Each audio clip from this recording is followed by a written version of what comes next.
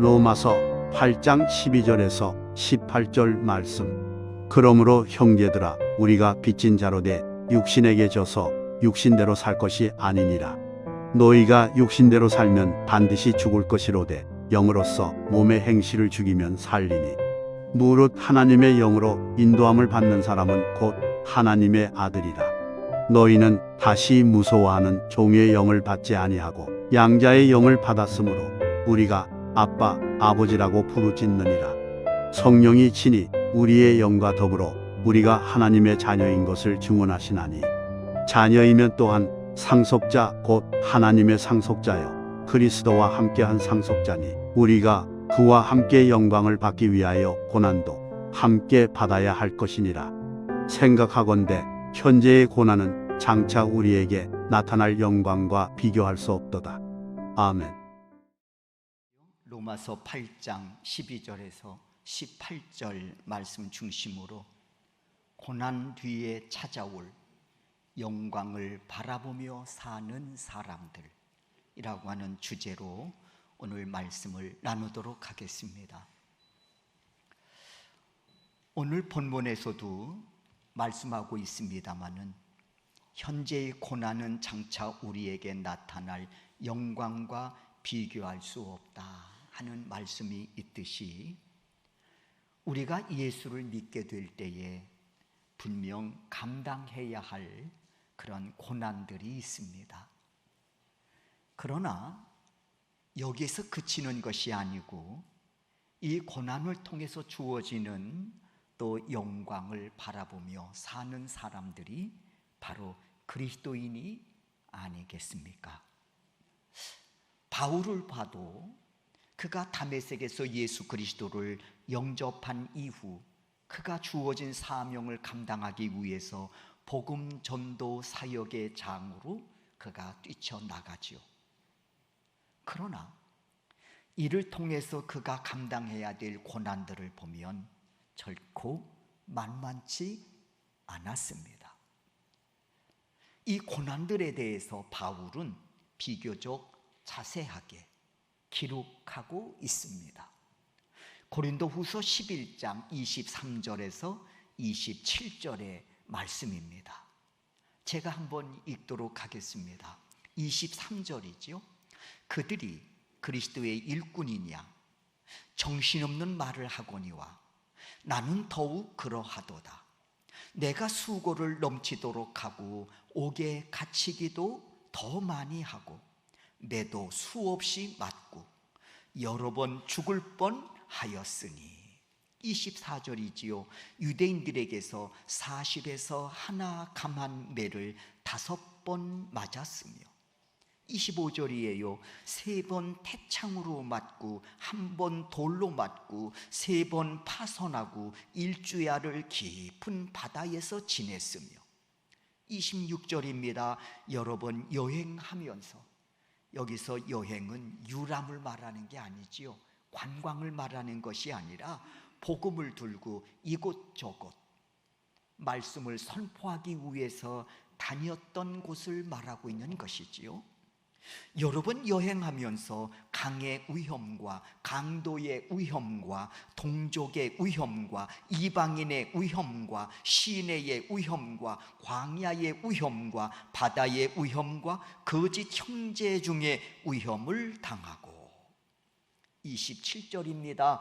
또 수고하며 애쓰고 여러 번 자지 못하고 줄이며 목마르고 여러 번 굶고 춥고 헐벗었노라. 이것이 이와 같은 고난들이 바울이 다메섹에서 예수 그리스도를 영접한 이후에 그가 감당해야 될 고난들을 이렇게 나열하고 있습니다. 뭐 하나 만만치 않지요.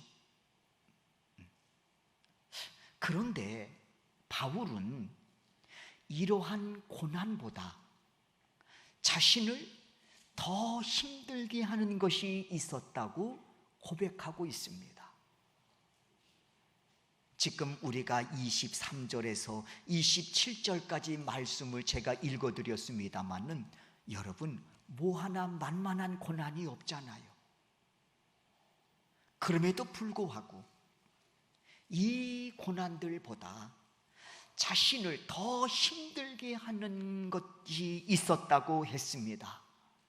그게 뒤에 이어지는 고린도후서 11장 28절 말씀입니다.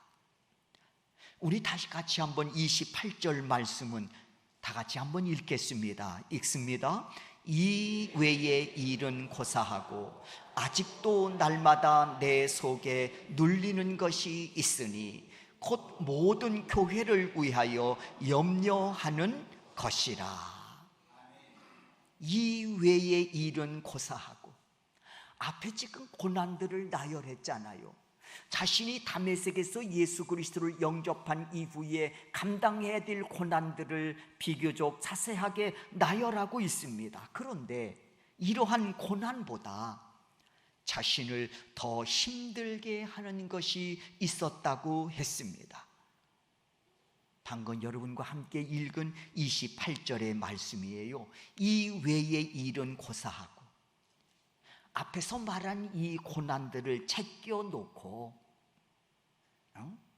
이 고난보다 더 내 마음에 눌리는 것이 있다고 했어요.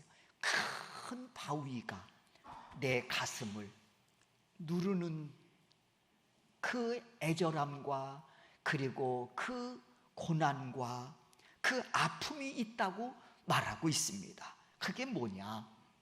모든 교회를 위하여 염려하는 것이라고 했습니다.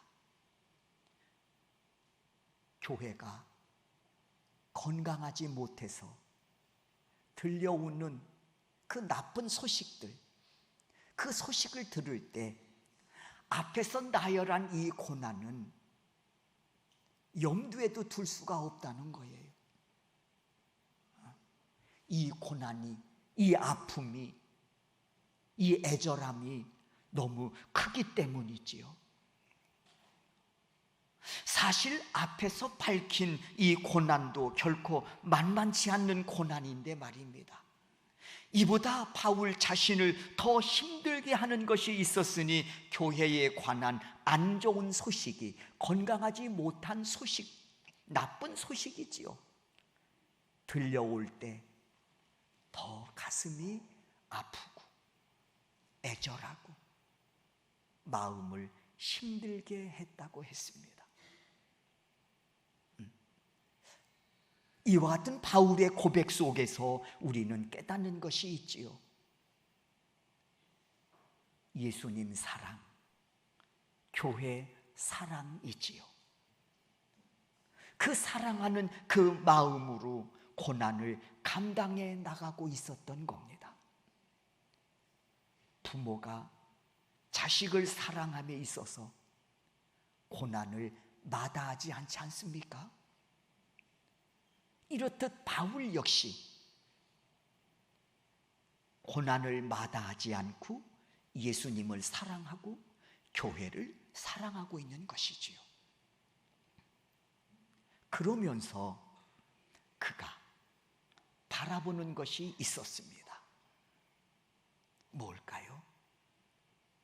참 사람은 일상생활 하면서도 그렇지만 특별히 신앙인들에게 있어서 뭘 바라보며 신앙생활을 하느냐 하는 것은 굉장히 중요합니다. 뭘 바라보며 신앙생활을 하냐? 만약에 바울이 앞 고린도후서 11장에서 나열한 이 고난들, 이 고난이 펼쳐지는 이 현장을만을 바라보고 그가 신앙생활하며 주어진 사명을 감당했다면 어떤 마음이 들었을까요? 40에서 한 대 감한 배를 5번씩이나 두들겨 맞는 그 심정은 어땠을까요? 돌에 맞는 심정은 어땠을까요? 복음 전하는 것이 주의 목이 돼서 두들겨 맞고 옥에 갇혔을 때 그 심정은 어땠을까요? 그 환경, 주어진 그 환경을 바라보았다면 그 심정이 어땠을까요? 낙심, 원망, 두려움, 슬픔 아니겠습니까?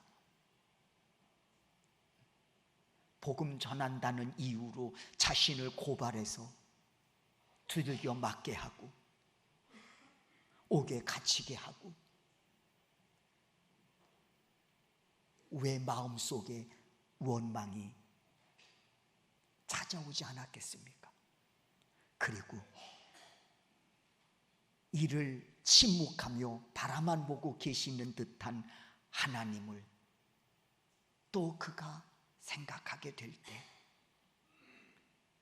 왜 원망하는 마음이 들지 않았겠습니까? 주어진 환경을 바라보았다면 말이에요. 여러분은 신앙생활 하시면서 뭘 바라보십니까? 바울,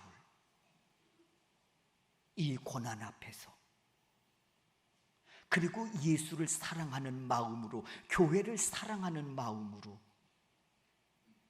하나님을 바라보면서 그가 소망하는 것이 있었습니다. 이 고난을 통해서 얻게 될 영광이지요. 이 고난을 통해서 얻게 될 영광이에요. 그러니까 당연히 뭘 바라보겠습니까? 이 영광 가운데에 거하게 하실 하나님을 바라보지 않겠습니까? 18절의 말씀을 보십시오. 18절이에요. 생각하건대 현재의 고난은, 그러니까 앞절에 우리가 고린도 11장에서 그가 예수를 믿음으로 말미암아 주어진 사명을 감당함으로 말미암아 감당해야 될 고난들을 나열하고 있지요. 자랑하기 위해서입니까? 내가 예수를 위해서, 내가 교회 사랑함을 위해서 내가 이렇게 고난을 받고 있다고 하는 자기의, 자기 공로, 이거 드러내려고, 이거 자랑하려고 기록했냐 말이에요. 아니에요. 기록한 목적이 있습니다. 그것은 영광입니다. 이 고난을 통해서 주어질 영광, 이걸 말하기 위해서 앞에 고난을 이야기한 거지, 내가 예수를 사랑함으로, 교회를 사랑함으로 내가 이런 고난을 당하게 되었노라고 하는 자기의 의와 자기의 공로를 자랑 삼아 드러내기 위해서 기록한 게 결코 아니라는 거예요. 18절을 보십시오.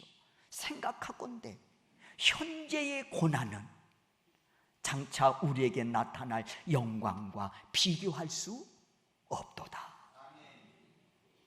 다 같이 한번 우리가 이 말씀을 읽도록 하겠습니다. 읽습니다. 시작. 생각하건대 현재의 고난은 장차 우리에게 나타날 영광과 비교할 수 없도다. 영광이 뭘까요?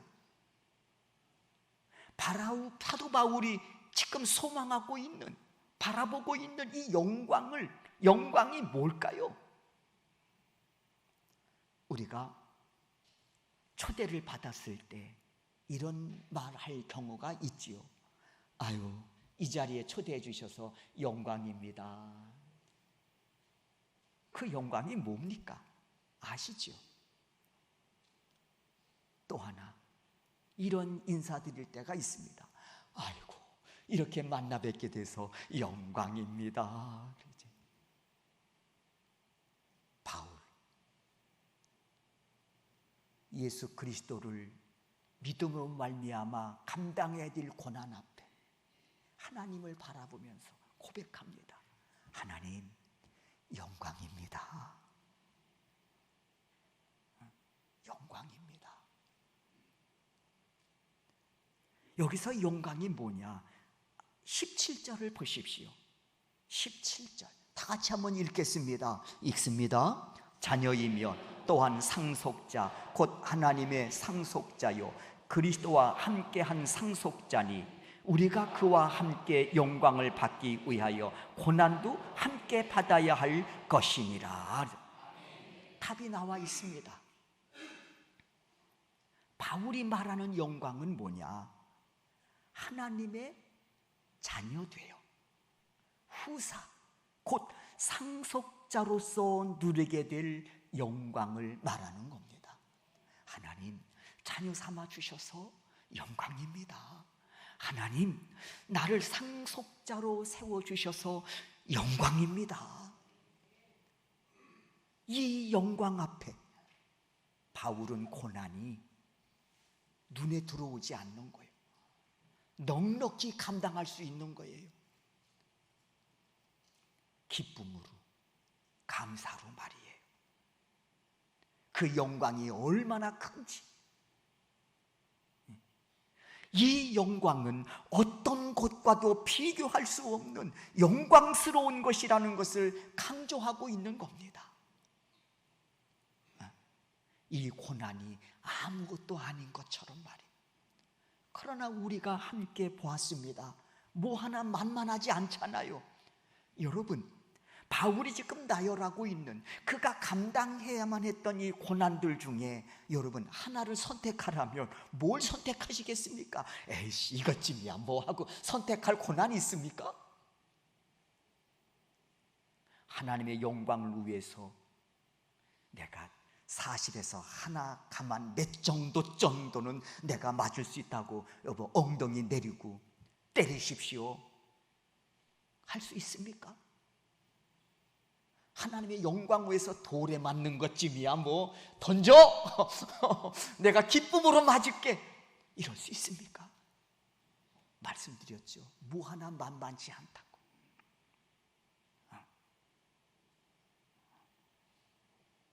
왜요?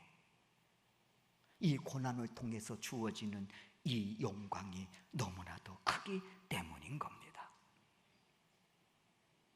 그런데 여러분, 이 영광이 어떻게 내 것이 되었습니까? 예? 이 영광이 어떻게 내 것이 되었냐고요? 어떻게 우리가 하나님의 자녀가 되고 하늘나라의 상속을 받게 되어지는 그런 상속자로서의 영광을 누리게 되었느냐는 겁니다. 내 의로? 내 공로로? 아닙니다. 믿음으로 의롭다 하심으로 얻게 된 겁니다. 믿음으로. 그 믿음은 뭡니까? 예수 그리스도께서 십자가에 달려 내 죄를 대속하심을 믿는 믿음입니다. 그래서 하나님의 후사되어 하나님 나라의 영광을 얻게 되는 이 은혜는 선물입니다. 바울은 하나님의 자녀됨의 영광과 하나님 나라의 영광 앞에 이 고난을 마다하지 않았던 겁니다. 그러므로 우리가 천국 백성이 된 것은 하나님의 자녀되고 하늘나라의 백성이 된 것은 값없이 얻어진 은혜고 선물입니다. 그렇다면 이 은혜를 받은 자답게 처신하여 품위를 지킴이 이 은혜를 주신 하나님 앞에서 우리가 지켜야 될 최소한의 예의가 아닌가 싶습니다. 은혜 받은 자답게 처신하고 은혜 받은 자답게 품위를 지키는 것, 이 은혜를 주신 하나님 앞에 우리가 지켜야 할 최소한의 예의가 아니냐는 것이지요.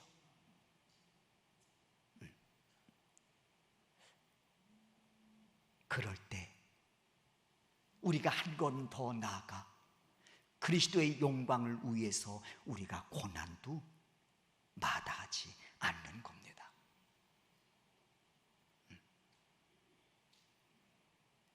그럴 때 교회가 구원의 방주로서 교회의 본질적인 사명을 온전히 감당할 수 있는 것입니다. 이런 말이 있습니다. 그럼 그렇지. 예수 믿는 사람이었구나. 어쩐지 다르더라. 그럼 그렇지. 예수 믿는 사람이었구만.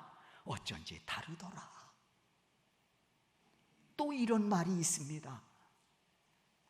예수 믿는 사람이 그러면 되느냐고.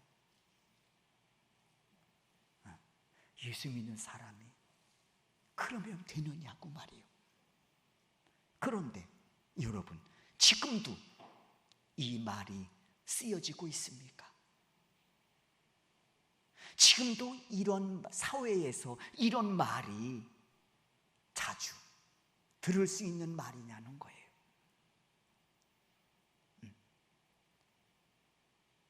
이 말이 지금은 잘 쓰여지지 않는다면 예수 믿는 사람들에게 더 이상 기대도 없다는 이야기 아니겠습니까? 예수 믿는 사람은 더하면 더했지 뭐. 여러분, 조금 전에 우리가 죄사함의 은혜, 하나님의 자녀 되어 천국 백성 되는 은혜 말씀드렸습니다. 우리의 의로움이 아니고 우리의 공로가 아니라 이 은혜를 주시기 위해서 예수님이 이 땅에 오시고 십자가에 달려 죽기까지 우리를 사랑하심으로 흘리신 그 보혈의 능력으로 우리가 죄 사함을 받고 하나님의 자녀가 되고 천국 백성이 됐습니다. 이 은혜를 받는 사람들은 최소한의 은혜 받은 자답게 처신하고 품위를 지킴이 은혜 주신 자 앞에 최소한의 예의가 아니냐고 말씀드렸습니다. 그리고 그 다음에 주의 영광을 위해서 고난도 마다하지 않는, 한 걸음 더 나아가는 성숙한 믿음의 사람이 되어야 되지 않겠습니까? 그럴 때 그럼 그렇지, 예수 믿는 사람이었구만, 어쩐지 다르더라. 최소한도 이렇게 하나님이 세워주신 삶의 자리에서 빛으로, 그리고 조용히 자신의 몸을 녹여 그리스도의 맛을 드러내는 소금으로서 주어진 역임을 감당해야 되지 않겠는가, 그런 생각을 해보게 됩니다. 에이, 나 하나가 뭐 바뀐다고 되겠어? 아니요. 왜 주께서 그리스도를 향해서 세상의 빛이 되라고 말씀하셨는지 잘 한번 생각해 보십시오. 작은 하나의 불씨가 얼마나 큰 불을 일으킬 수 있는지 생각해 보십시오. 주님은 그렇게 우리의 믿음을 통해 드려지는 헌신과 충성을 통해서 지금도 놀라운 역사를 펼치시고자 하시는 하나님의 섭리와 경륜이 내 생애 속에 설계되어 있다고 하는 이 사실을 여러분들이 놓치지 않기를 주의 이름으로 축원합니다. 또 하나의 영광이 있습니다. 바울이 말하는 영광이 뭐냐? 그것은 상급의 영광입니다. 행한 대로 받게 될 상급의 영광입니다. 그런데 여러분, 이 상급의 영광이 어떻게 채워져 갑니까? 골로새서 1장 24절을 통해서 이렇게 말씀하지요. 골로새서 1장 24절입니다. 다 같이 한번 이 말씀도 읽겠습니다. 읽습니다. 나는 이제 너희를 위하여 받는 괴로움을 기뻐하고 그리스도의 남은 고난을 그의 몸된 교회를 위하여 내 육체에 채우노라.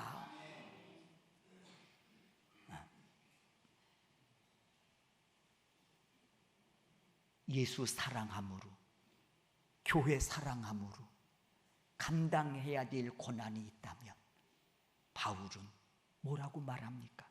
오히려 기뻐한다고 했습니다. 왜요? 이를 통해서 주어지는 영광이 너무도 크기 때문이지요. 그러면서 그가 이어서 말합니다. 그리스도의 남은 고난을 그의 몸된 교회를 위하여 내 육체에 채워가노라.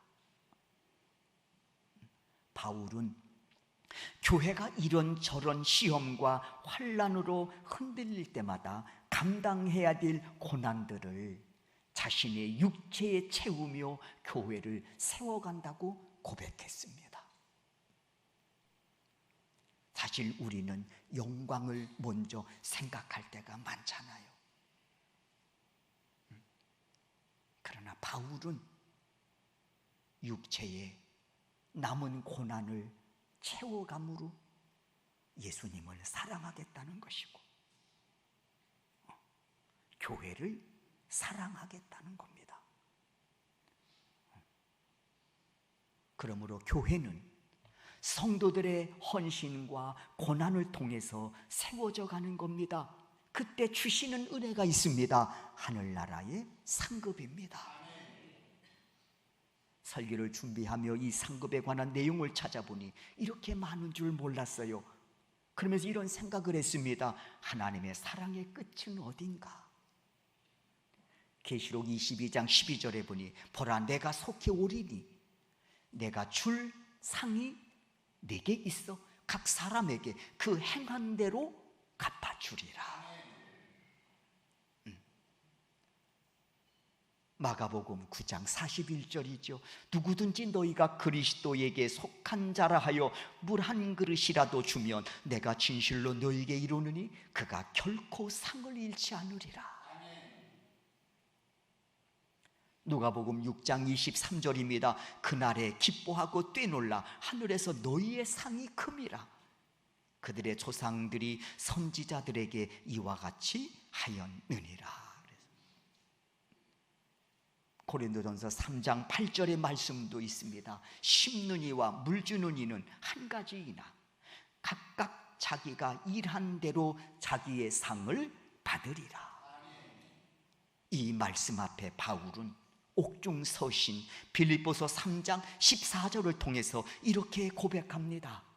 빌립보서 3장 14절이지요. 다 같이 한번 읽겠습니다. 읽습니다. 둯대를 향하여 그리스도 예수 안에서 하나님이 위에서 부르신 부름의 상을 위하여 달려가노라 그랬습니다.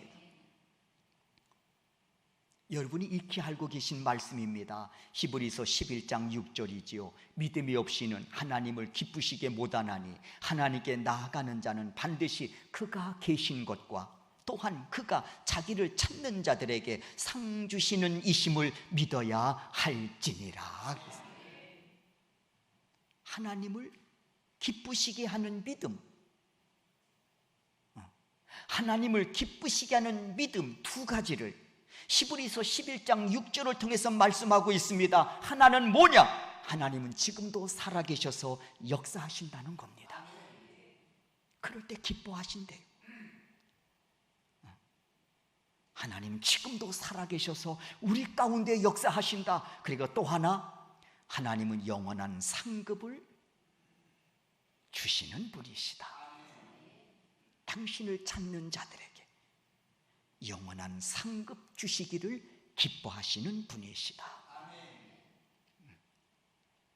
어느 분이 이런 말을 하시더라고요. 인편에 선물을 보냈습니다. 그 사람에게 좀 갖다 줘라. 그 선물을 받은 그 상대방이 얼마나 기뻐하는지 그 모습을 볼 때 너무도 감사하고 자신도 너무도 기뻤다는 겁니다. 이 기분 아시지요?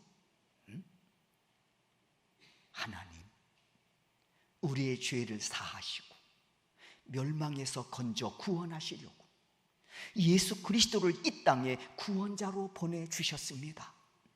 이 사실을 깨닫고 예수 그리스도를 영접하여 죄사함 받고 하나님의 나라 백성, 천국 백성 삼아주심에 감사할 때, 그리고 영원한 상급의 주인공이 되어 기꺼이 내 육체의 고난으로 채워갈 때 하나님 기뻐하신다는 겁니다. 그래서 그리스도인은 고난 뒤에 찾아올 영광을 바라보며 사는 사람들입니다. 소망합니다. 여러분 모두가 이 은혜의 대열에 서서 최후 승리를 위해 달려가는 우리 소명교회 성도 여러분들이 되실 수 있기를 주의 이름으로 축원합니다. 예수의